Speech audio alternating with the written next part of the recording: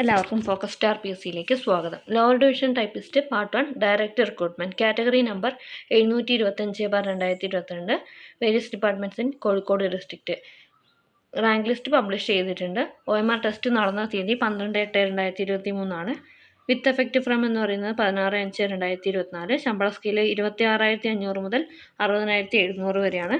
അപ്പോൾ ഈ മെയിൻ ലിസ്റ്റിൽ വന്നിരിക്കുന്നത് 137 പേരും, സപ്ലിമെൻ്ററി ലിസ്റ്റ് ഇഴവ, തീയ, ബില്ലവ